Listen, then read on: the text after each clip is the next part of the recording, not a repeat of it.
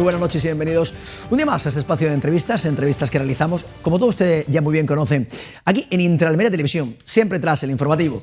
En la jornada de hoy, jueves, nos acompaña el secretario general de COAG, aquí en la provincia de Almería, amigo de esta casa, Andrés Góngora Belmonte. Don Andrés, muy buenas noches. Buenas noches, Rafa. Bienvenido a Intraalmería Televisión. Muchísimas gracias. Un placer tenerte con nosotros una vez más. Y además decíamos, cuando ha llegado, le decía, estábamos un poco enfadados, un poco molestos por lo que aconteció en la jornada de ayer.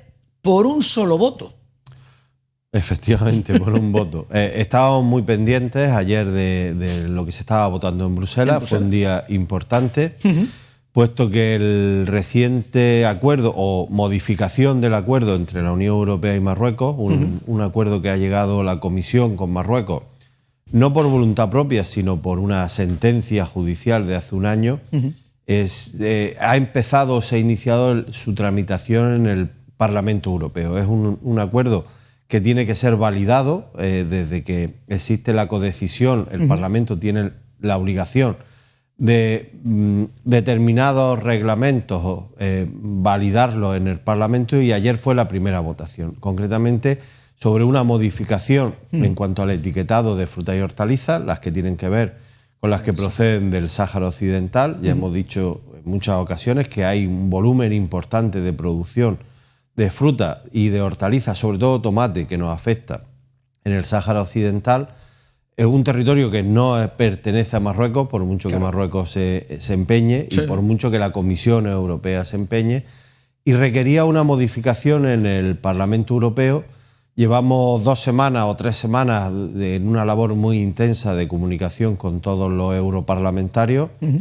Y ayer se votaba, como digo, no es la votación definitiva. Si se hubiera ganado, paralizaría el proceso y por lo tanto el acuerdo al que ha llegado la Comisión caería, pero se perdió, y se perdió por un voto, ¿no? Cosa que lamentamos, una mayoría que no entendemos, porque se consiguieron 359 votos a favor. Fue una mayoría sobre los presentes, ¿vale? Pero se requería una mayoría cualificada, que se denomina así, que por lo tanto es la mayoría de los 740 europarlamentarios que forman todo el arco. No estaban todos, apenas estaban 600, o sea que sobre los asistentes sí que se consiguió. Es un palo, no le quito importancia, fue un palo para el sector, puesto que llevábamos de forma muy intensa esa labor de intentar por todos los medios que se tumbara el acuerdo. Tenemos que lamentar algunos votos de europarlamentarios españoles y las ausencias de algunos. Ahí está. Pero desde COA sacamos una valoración positiva, a pesar de no haber alcanzado esa mayoría. Tener en cuenta que hemos conseguido 359 votos de los 740, por lo tanto tenemos un porcentaje de eurodiputados que han mostrado su rechazo al acuerdo. Eso nos anima a seguir trabajando. De hecho, esta misma mañana hemos puesto las bases, tanto con las cooperativas como con FEPES, para precisamente en las siguientes votaciones, que van a ser sobre todo diciembre y enero, conseguir esa mayoría suficiente para poder bloquear el acuerdo.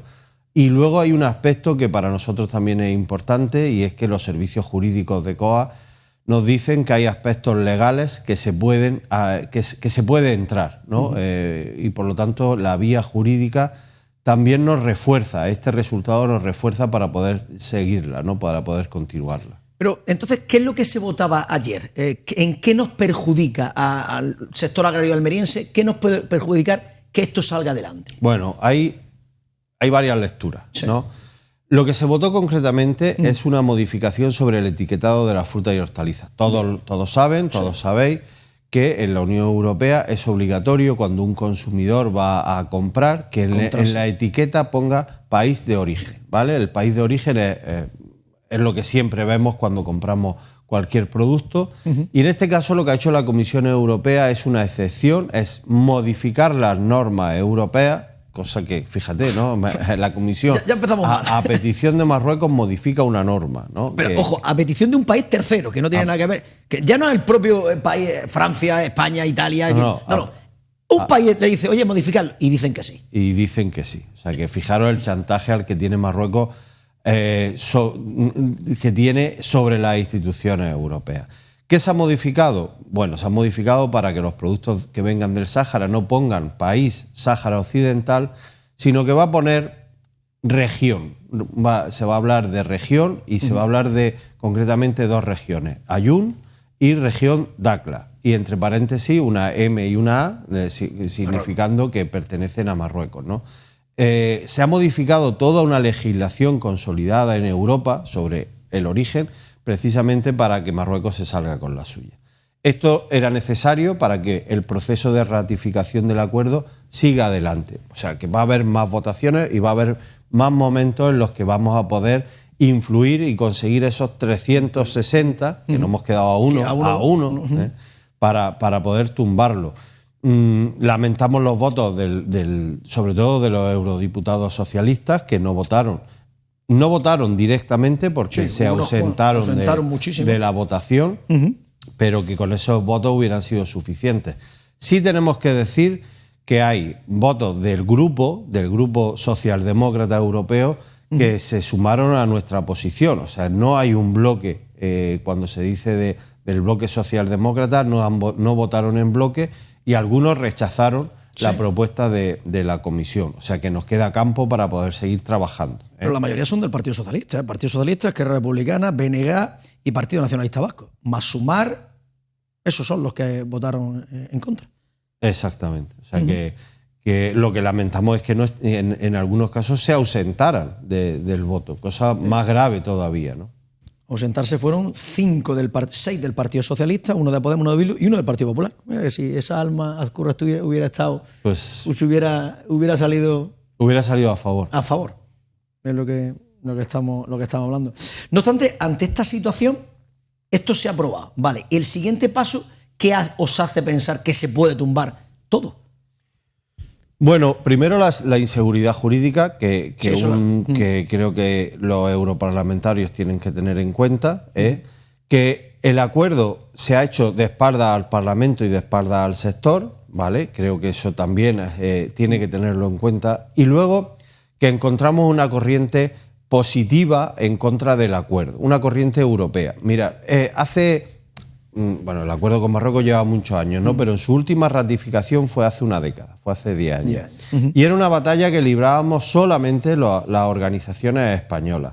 Ahora nos estamos dirigiendo a los miembros del Parlamento Europeo como bloque europeo del sector agrario. O sea, no estamos yendo con las siglas de COAS, no estamos yendo con las siglas de ninguna organización nacional, sino que estamos utilizando y hemos conseguido que otras organizaciones agrarias europeas, los franceses, incluso los holandeses, que eran los que más trabajo les costaba, se han posicionado en contra del acuerdo. Eso quiere decir que no solamente estamos llegando a los europarlamentarios españoles, sino que estamos llegando a todo el arco del Parlamento Europeo.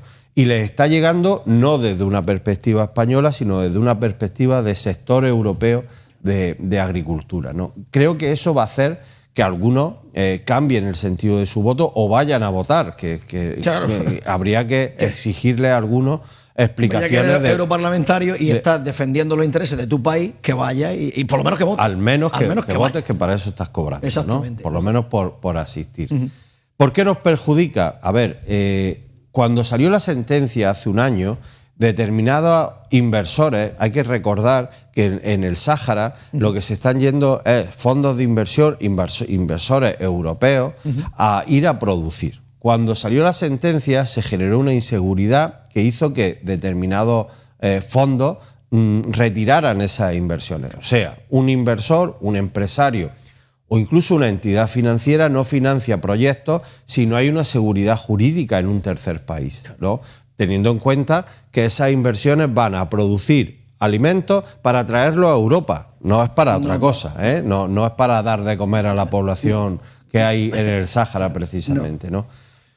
¿Por qué nos perjudica? Pues porque se les da carta de naturaleza, carta de seguridad a esas inversiones. Y estamos seguros que después de la votación de ayer, determinadas inversiones que estaban planificadas se van a reactivar. Si se planifican o se reactivan esas inversiones, significa que va a haber más producto que se va a poner en marcha, o más fincas que se van a poner en marcha para producir y hacernos una competencia terriblemente desleal, ¿no?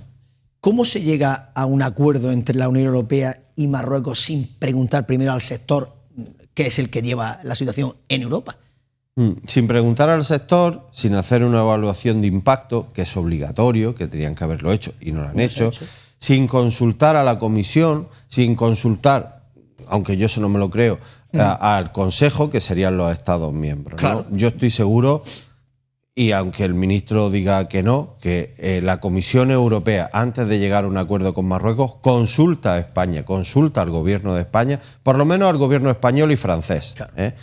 Lo ha hecho de espaldas como muchas de las cosas. ¿Cómo se explica? Solo se explica bajo una perspectiva, y es el chantaje que Marruecos plantea siempre ante las instituciones europeas con cosas que no tienen nada que ver con la agricultura, que ese es el fondo del problema. El problema es que Marruecos negocia con todo menos con agricultura para favorecer su agricultura, pero no su agricultura en manos de pequeños agricultores marroquíes, que quede muy claro que la COAG no está en contra de esos agricultores que están en Marruecos y que son originarios y nativos de Marruecos.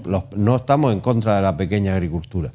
Lo que está ocurriendo con el acuerdo es que se anima a fondos de inversión a ir a Marruecos a producir, con un hecho más grave aún, y es con la promesa por parte de las instituciones europeas de ir a invertir en infraestructura, en algunos casos vinculada al agua, para garantizar que esas inversiones sean viables. O sea, que no solamente estamos llegando, o la Unión Europea está llegando a acuerdos con Marruecos, le favorecemos, sino que se está planificando con impuestos europeos inversiones allí. Y además de esa situación, hablemos de la PAC, de ese recorte de la PAC, que ¿cuánto puede afectar al sector agrario almeriense?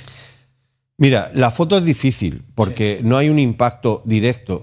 Las cosas que salen de Europa y las que tienen relación con los presupuestos, se habla de un recorte presupuestario de en torno al 20%, que es muy importante, No tiene un efecto directo, no quiere decir que mañana va a ocurrir algo, ¿no? Esto lleva mucho más tiempo. Se está discutiendo el marco financiero a partir del año 2028. Ahí se plantea un recorte para agricultura de un 20% en toda la Unión Europea. ¿Y dónde va a afectar? A ver, la agricultura almeriense no es una agricultura subvencionada. La mayoría de los agricultores no recibimos ayudas directas, como se puede dar en olivar, en cereal o en algunos casos en la ganadería.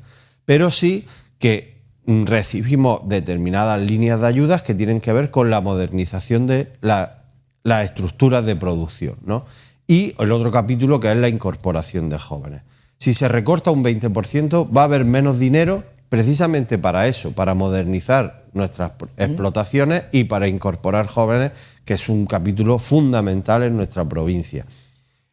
Ahí lo que dice la Unión Europea es: yo lo recorto, pero permito a los Estados miembros poner dinero, ¿no? Poner dinero propio para esas líneas que yo dejo de financiar. Claro, la pregunta es: ¿qué va a hacer España? España va a destinar recursos propios, y luego hay otro factor, y es ¿qué van a hacer el resto de países? Entonces se va a generar, siempre hablamos de la competencia con terceros países, pero ahora, con este marco presupuestario nuevo, lo que se va a generar es una competencia interna dentro de la Unión Europea. Os pongo un ejemplo, ¿no? Imaginaros que en España se decide no poner más dinero para modernizar invernaderos, ¿no? Y sin embargo, Holanda o Francia dice: bueno, como me permiten la cofinanciación, yo sí voy a hacer una apuesta por los invernaderos, ¿no? Y ahora se impulsa la construcción de invernaderos o la modernización de invernaderos en Francia, con una inyección de dinero público que España no hace. Al final chocaríamos en una competencia ya no externa, sino dentro de la Unión Europea. Y eso puede ocurrir. Lo que sí está claro, que por lo menos si tenéis en mente que esos recortes de la PAC dispararían lo que es el precio de los alimentos y encarecería la cesta de la compra sí o sí. A ver, esto es un mensaje que hemos querido explicar para que se entienda el por qué es importante un presupuesto en materia de agricultura, pero no explicarlo solamente al sector, sino darlo a conocer a los propios consumidores. A los que tienen que ir a comprar. El consumidor, cuando hablamos de las ayudas de la PAC, lo puede ver desde una perspectiva de unos que dejan de recibir. Sí. ¿No? Al final, los presupuestos de la PAC sirven para que nosotros podamos producir en unas condiciones determinadas y ahorrando unos determinados costes de producción. Si esos recortes, si esas ayudas no se dan, el precio del producto lo tiene que soportar todo. El precio del producto lo paga el consumidor. Por lo tanto, si no hay estas líneas de ayuda a la leche, a la carne, al cereal, el precio se va a incrementar, ¿no? Y por lo tanto, el consumidor final acabará pagando más caro o dependiendo de importaciones de terceros países que también se pueden encarecer. Que estamos hablando según vuestro, más o menos habéis pensado, entre 350 y 500 euros, lo que puede aumentar. La cesta de la compra en un año, si este recorte se lleva a cabo. O sea, cuando hablamos de la PAC, también hablamos de la alimentación y del precio de la alimentación. Claro. Y ante esta situación, ¿os veis desamparados por completo el gobierno de España? Es decir, bueno, ¿y cuándo nos van a defender a nosotros? Aquí falta el problema que tenemos ahora mismo en el ámbito del debate nacional, es que no hay un plan. O sea, no hay una línea de trabajo certera en el que nos podamos sentar a definir con claridad, primero, la posición de España ante las reformas de la PAC o ante las autoridades europeas. Fijaros, hemos hablado antes del acuerdo con Marruecos. Yo mismo le preguntaba al ministro, España tiene que bloquear, esto es un acuerdo perjudicial para los intereses de la agricultura española, tiene que pedir que se bloquee. Y el ministro se encoge de hombros. El ministro dice, esto es un acuerdo técnico, jurídico y aquí no entra la política. Perdona, ¿cómo que no entra la política? Hombre, claro. Ni mucho menos, claro. ¿No? Y con el mismo debate tenemos con este de la PAC. O sea, el ministro está diciendo que él va a negociar. Bueno, va a negociar, vamos a ver qué capacidad de negociación tiene el gobierno de España ahora mismo en el marco de las instituciones europeas. Nosotros hemos pedido que se bloqueara.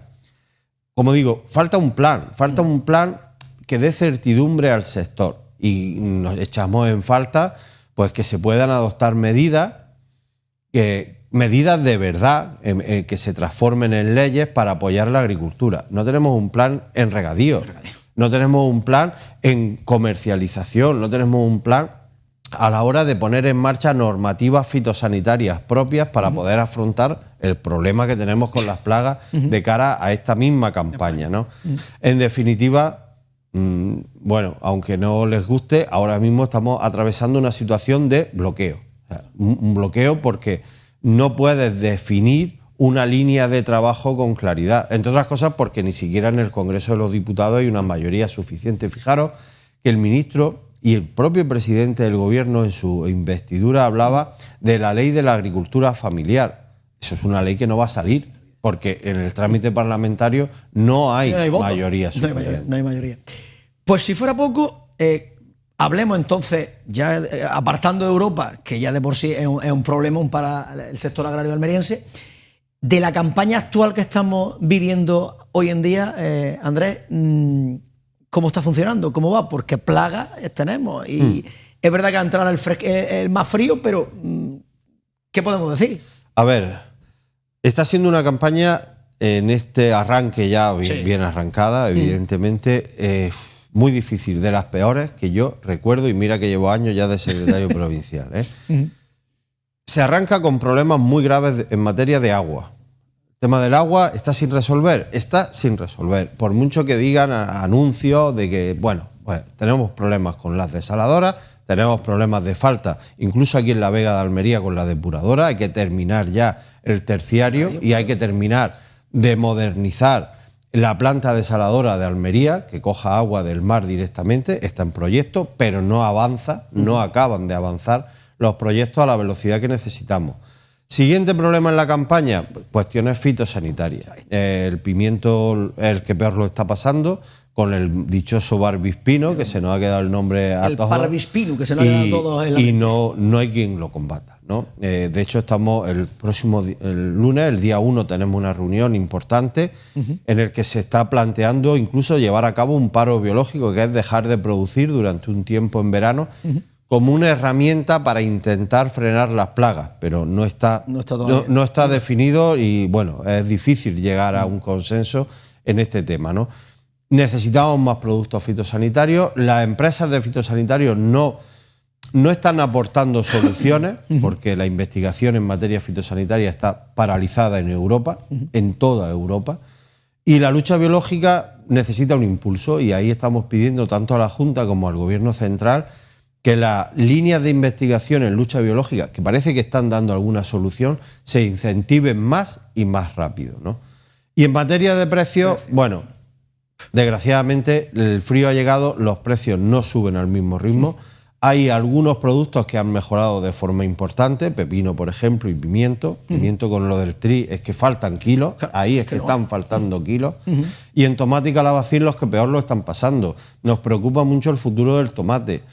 Mirar, el tomate se pasó 5 años metido en una crisis. Es verdad que se ha conseguido en la provincia de Almería, y hay que reconocer el esfuerzo sobre todo de las comercializadoras que han abierto el abanico en cuanto a variedades. Ahora una comercializadora va a la subasta y hay 50 clases de tomates diferentes, y además con una calidad impresionante, ¿eh? O sea, ya no hay tomates malos. O sea, si se buscan, hay tomates impresionantes, de sabor, de calidad, de consistencia. Pero si se pierden hectáreas de pimiento, se van a poner de tomate. Y eso significa que podemos generar una crisis otra vez en el sector del tomate, ya presionado con la competencia de terceros países. O sea que, y a día de hoy, pues los precios no están acompañando. Es verdad que este frío puede ralentizar la maduración y que la campaña se alargue algo más, ojalá que así sea, y que en esta semana ya responda un poco mejor precios, pero tenemos todavía bastantes tomates por debajo de €1, que hoy en día es su coste de producción. Lógicamente. Ante esa situación, ¿qué futuro tiene la agricultura almeriense, Andrés? Siempre te lo pregunto, porque... La agricultura tiene futuro. La agricultura tiene futuro porque estamos produciendo alimentos en el primer mundo, en un mundo que está creciendo en población, y nosotros estamos seguros de que y animamos a jóvenes a que se metan en el sector, porque es un sector importante, interesante, como empleo para nuestra provincia. Venimos ahora mismo de una jornada en la que se hablaba precisamente del empleo y de la necesidad de movilidad de las personas. Se habla de más de 100.000... Intermodalidad para garantizar el futuro de la competitivo de agro. Sobre todo hay más de 100.000 personas vinculadas en la provincia de Almería al sector agrario, y el sector tiene futuro.